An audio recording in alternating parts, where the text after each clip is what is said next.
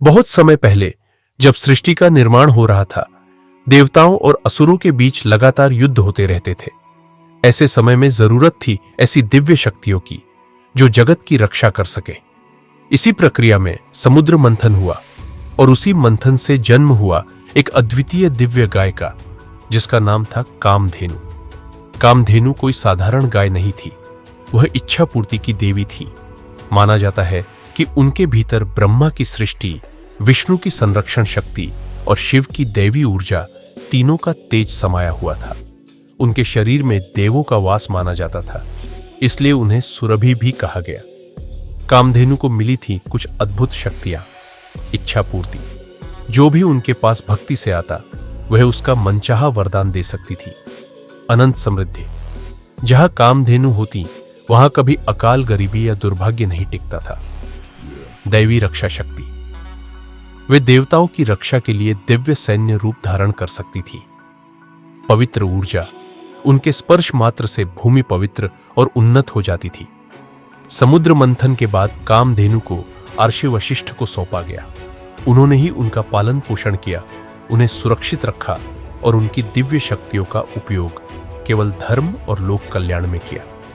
देवता भी जरूरत पड़ने पर अर्षि वशिष्ठ के आश्रम आते और कामधेनु से सहायता मांगते। अब सवाल उठता है, क्या कामधेनु गाय आज भी जीवित है? क्या वह अमर है? शास्त्रों में कहा गया है कि कामधेनु अमर है। वे किसी साधारण रूप में पृथ्वी पर नहीं रहती, बल्कि स्वर्ग लोक और ऋषियों के दिव्य लोकों में विद्यमान है। कई मान्यताओं में कहा गया है कि उनके अनेक रूप और वंशज आज भी पृथ्वी पर गौ माता के रूप में मौजूद है। इसलिए गाय को माता और पवित्र माना जाता है। तो क्या इंसान उनके दर्शन कर सकते हैं?